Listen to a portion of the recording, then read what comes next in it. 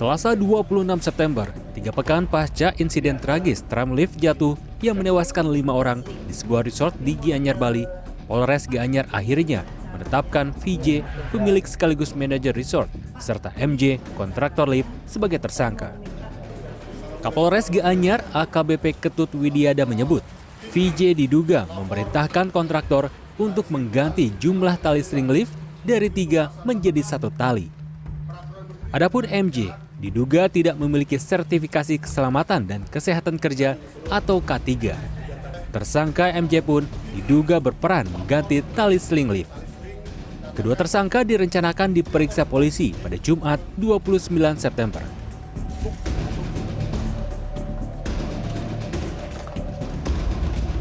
Lantas, bagaimana kasus ini bermula? Ya, pintu masuk Ayu Tera Resort ini berada di Jalan Raya Kadewatan, dan kalau kita lihat gerbang menuju masuknya saja jalannya sudah mulai menurun, dan nanti saya akan mencoba untuk melakukan ataupun masuk ke dalam sana, dan beberapa hari lalu saya memang sudah masuk ke sana dan diizinkan, dan hari ini saya akan coba untuk izin masuk ke dalam resort. Jumat siang 1 September, 5 karyawan bagian housekeeping tewas akibat lift yang mereka tumpangi tiba-tiba meluncur bebas dan jatuh. Saat kejadian, para korban baru selesai bekerja di kamar villa di dasar lembah. 2 korban meninggal di lokasi kejadian, sedangkan 3 korban lain meninggal setelah dirawat di rumah sakit. Selain mobilitas karyawan, lift maut ini juga biasa digunakan untuk mengantarkan para tamu dari atas tebing menyusuri bagian bawah lembah sejauh 65 meter.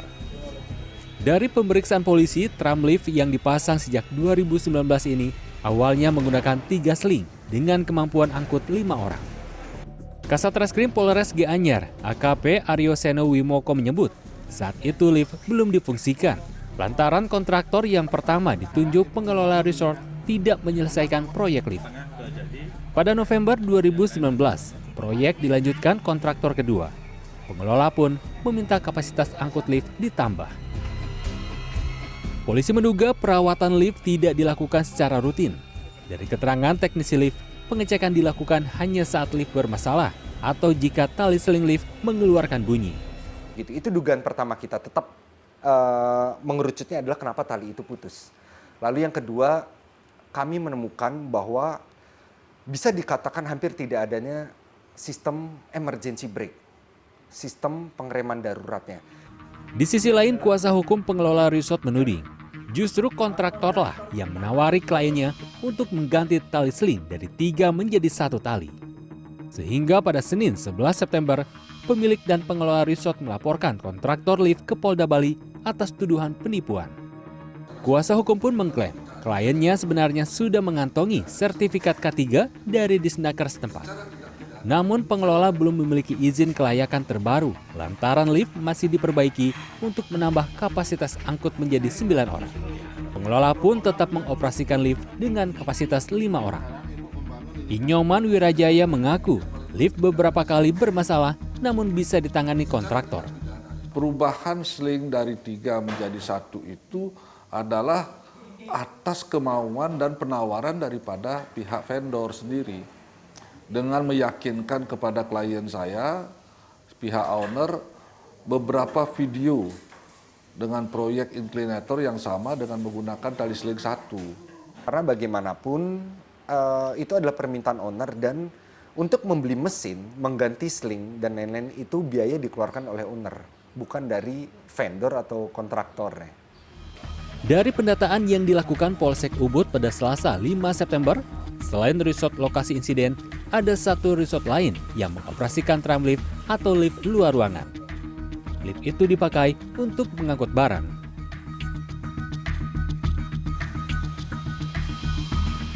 Ya, ini adalah pemandangan di bagian belakang resort Ayu Teras yang sempat terjadi musibah pada tanggal 1 September. Kalau kita lihat di belakang ini memang masih persawahan, kemudian pemandangan hutan tropis, yang inilah menjadi daya tarik kenapa kemudian bangunan ini dibuat di tebing. Ada sebuah restoran di sana sehingga bisa melihat view ke arah persawahan, termasuk juga pemandangan hijau yang ada di belakang Ayu Teras ini. Nah, beberapa hari lalu saya pernah masuk ke lokasi resort ini dan melihat tangga yang menjadi tram lift yang ada di Ayutera.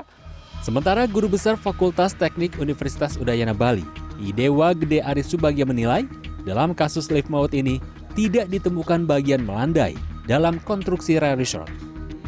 Rel melandai diperlukan agar lift bisa melambat dan mengurangi kecepatan jika terjadi kondisi darurat. Selain itu, lift juga tidak dilengkapi bel pengaman. Seminggu sekali sudah selalu diadakan pengecekan. Terlebih bagi konstruksi-konstruksi yang ada di luar gedung seperti itu. Karena kemungkinan karena ada efek matahari, pelumasnya bisa kering lebih dulu dibandingkan dengan yang ada di dalam gedung.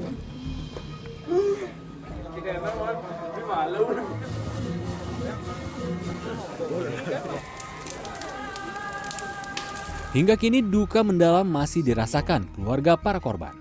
Keluarga berharap permasalahan tidak berhenti di pemberian santunan. Proses hukum harus tetap dijalankan. Adapun polisi menjerat kedua tersangka dengan pasal 359 KUHP dengan ancaman hukuman pidana 5 tahun penjara. Igede Nyoman Wiryadinata, Ayu Dewi, Kartika Widowati, Gianyar, Bali.